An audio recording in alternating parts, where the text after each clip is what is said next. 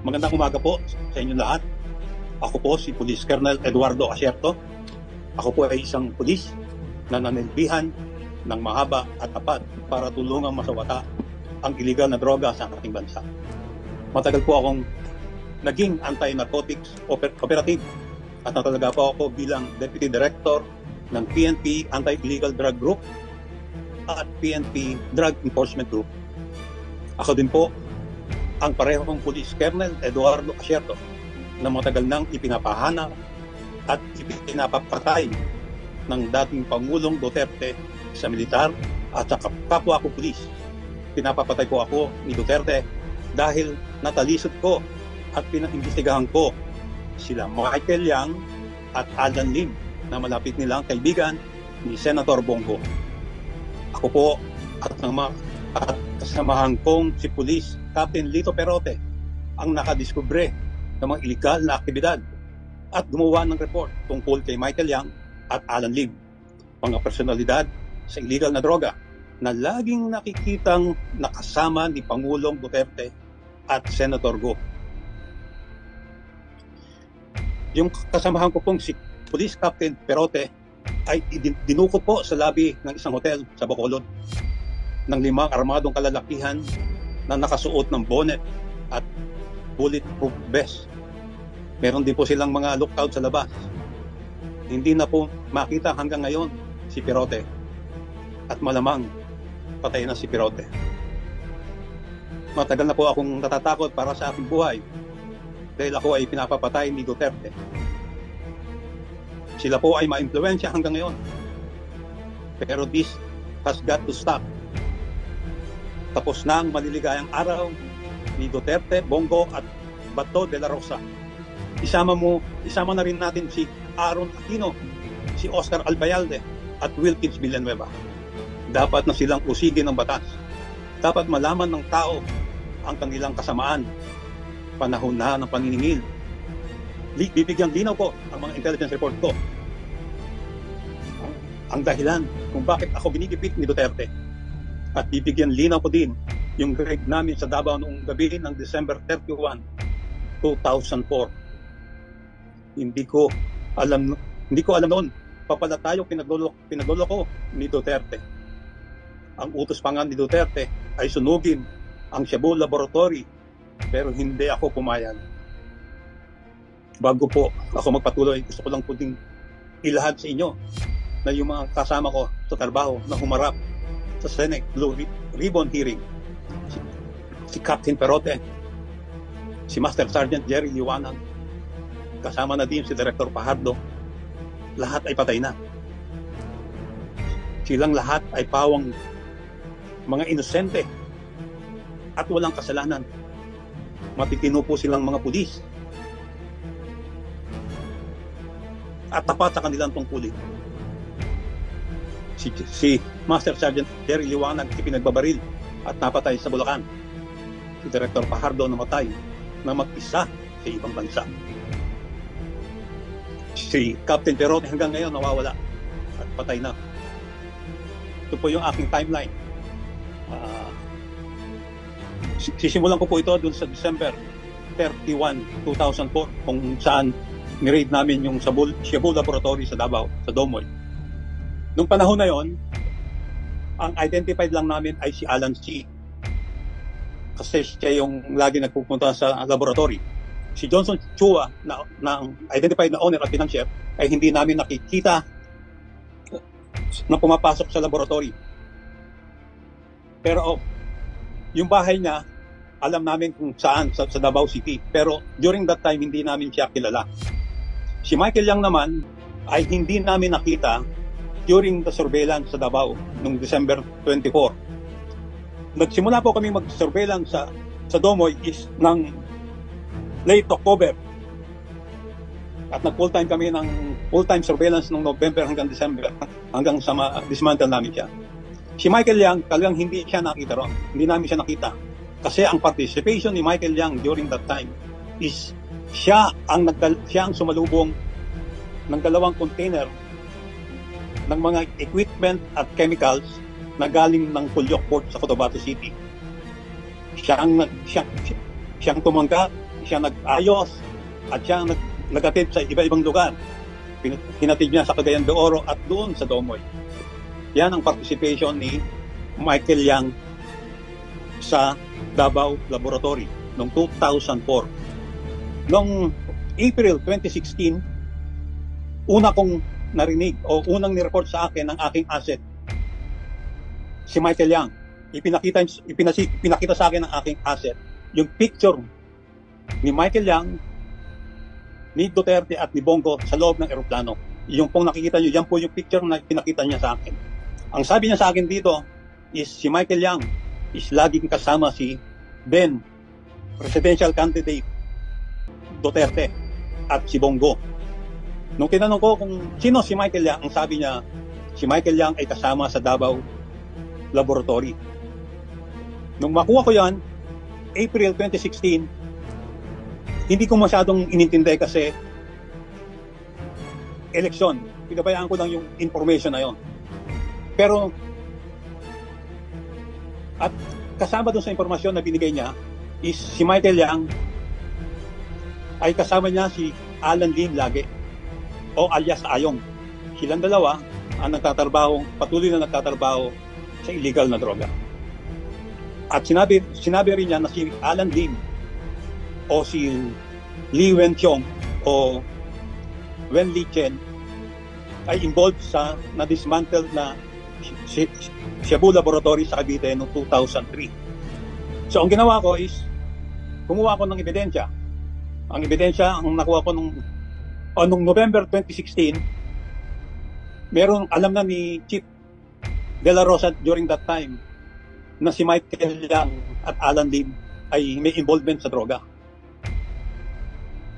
At ang sabi niya noon is, imbestigahan mabuti, kumuha ng ebidensya. So, naghanap na kami ng ebidensya, nakuha namin ang court record ni Alan Lim o Wen Li Chen sa Cavite RTC. Ito yung desisyon ng kanyang kaso sa Cavite RTC. Na-dismiss ang kaso niya dahil by failure to observe Section 21 ng mga pulis. At ang presiding judge during that time ay yung NBI director ngayon na si Judge Jaime Santiago.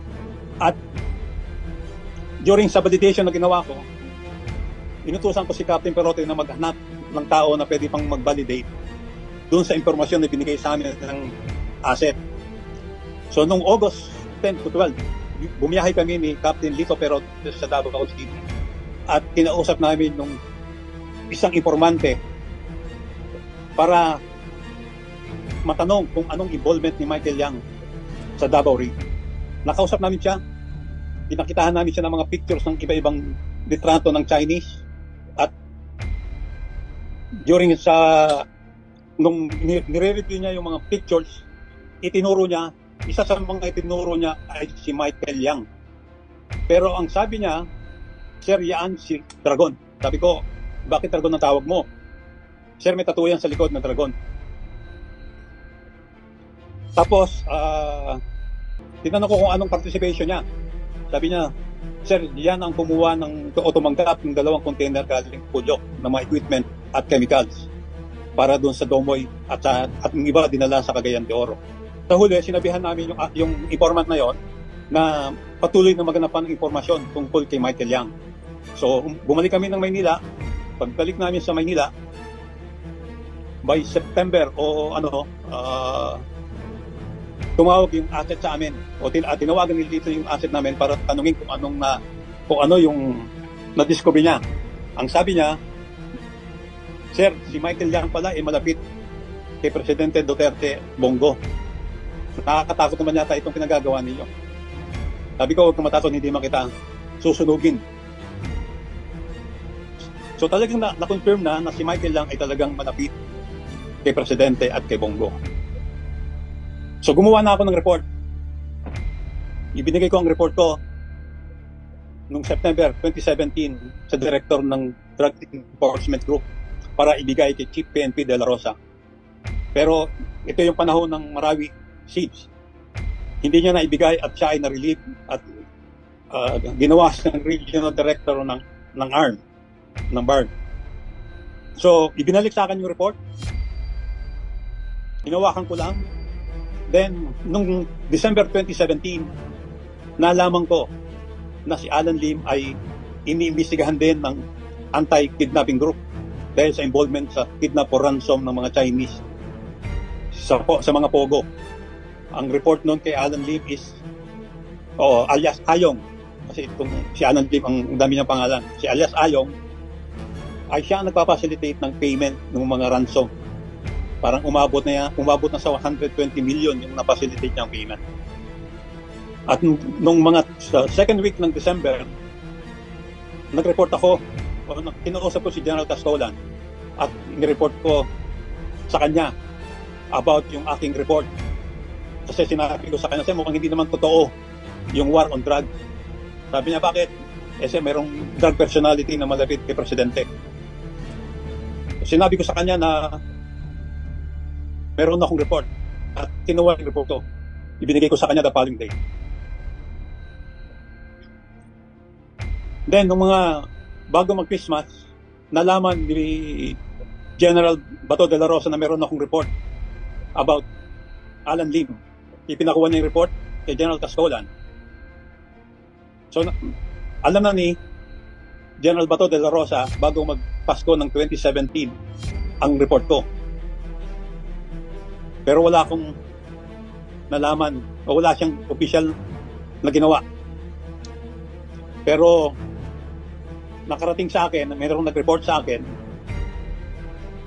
na kinonfront ni Chief PNP Bato de la Rosa si Alan Lim. At umamin si Alan Lim sa kanya na siya yung nasa report ko. Siya yung involved sa Cavite Laboratory noong 2003. Nung matapos niyang kausapin si Alan Lim, ay hinabol siya ni Michael Yang para kausapin tungkol kay Alan Lim na mayroong bit-bit na bag na punong-puno ng pera. Bago mag-New Year, nagbigay din ako ng report, the same intelligence report kay Director Pajardo para ibigay kay Director General Aaron Aquino. Nung January, first week of January, ipinatawag ako ni DG Aquino para i-discuss ko sa kanya ang report. Kung paano ko na-develop yung intelligence report, ano yung mga ebidensya, yung warrant, pati yung court record ni Alan Lim. At ikinuwento ko sa kanya yung ginawa ni Bato de la Rosa sa aking report. At ang sabi niya is, maniwala kang hindi niya tinanggap yun. Then, nung February 2018, command conference sa Cebu. Gabi, nung tinawagan ako ni DG Aquino para informahan ako na naibigay niya na ang report ko kay Sap Bongo. Ang sabi niya is mag-prepare ako at kakausapin ako ni Bongo. Pero hindi ako kinausap ni Bongo. Walang nangyaring meeting. Nung walang nangyari, dun sa intelligence report, kinausap ko noong February si Senior Superintendent Vic Danao. At alam kong malapit siya kay Presidente na baka pwede siyang magpakita kay Presidente. Kasi ang feeling ko hindi nakakarating kay Presidente yung report ko. Binigay ko sa kanya yung report. Sinabi ko sa kanya yung tattoo. Yung dragon tattoo ni Michael Yang. At ang sabi niya is, oo sir, meron ng tattoo yan sa likod. Inamin niya na may tattoo si Michael Yang sa likod. Pero wala rin nangyari. Walang feedback sa akin si Vic Danao. Lumipas ang panahon, naupo si General Albayalde. Noong May 2018, nakipag-meeting ako kay General Albayalde. Ibinigay ko ang report ko. Ang sabi pa niya, meron ba akong picture dyan? Sabi ko, wala sir. Si Sabato lang ang meron. Pero wala rin nangyari, walang aksyon. Ako narinig. September 26, I was invited sa Senate Blue Ribbon hearing tungkol sa magnetic lifter. October 9, 2018, ito yung araw na ibinigay ko kay Senator Gordon yung report ko na hindi niya inaksyonan o tinago niya. Mas ginamit niya yung white paper na galing sa Malacanang na merong link diagram ang aking team. Noong March 2019, ito na yung lumabas na yung 10 million bounty para sa ulo ko. Yan po yung timeline ng aking report. Ngayon po, ibibigay ko naman sa inyo yung anong ginawa nila sa aking report. Una, si Presidente Duterte. Si Presidente Duterte ang unang naglabas ng pangalan ni Michael Yang noong October 4, 2018 sa isang dinner sa mga opisyalis ng PM AAA. At ang sabi pa niya rito, si Michael Yang daw ay isa lang drug addict. At pinakot pa niya ako dito eh. Sabi niya, binabantayan daw ako ng China. Bakit kaya niya alam?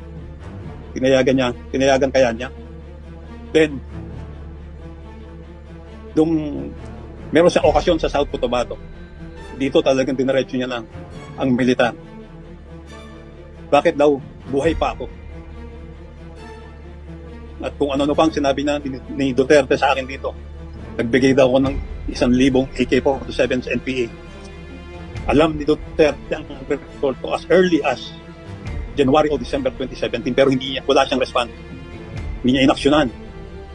At nung babalitaan nilang lalabas ang report sa Senate hearing, siniraan nila ako. So ang aking analysis dito is President Rodrigo Roa Duterte, si Bongo, Bato de la Rosa, Oscar Albayalde, Aaron Aquino, Wilkins Villanueva, Pinota, binibigyan nila ng proteksyon si Michael Yang at si Johnson Chua at Alan C. 2004 pa lang, protected na pala itong sila Michael Yang at si Johnson Chua. Hindi malayo nakilala rin ni Presidente Duterte at Bongo itong si Johnson Chua at si Alan C. At ngayong 2016 at hanggang ngayon, ang partner ngayon ni Michael Yang ay si Alan Lim o si Lee Wenxiong na involved doon sa drug bust sa Cavite. Inimbestigahan ng AKG. At ngayon, lumalabas na involved sa droga, sa pogo at parmali. Ito yung mga taong pinotektahan nila. Therefore, Rodrigo Roa Duterte, Bongo, Bato de la Rosa are protecting and are integral to the security of the illegal drug network operating in the country. They allow the entry of large volume of illegal drugs through our ports and supported the syndicates by defending them, targeting those that goes against them and play them to true justice. These are my facts based on my personal experiences, information gathered, and assessment as an experienced anti-narcotic operator for 2 decades. To the long gray line. Alam kong gusto nyong i-challenge ako. Ang sagot ko sa inyo, all right, sir. Maraming salamat po, Mr. Chairman.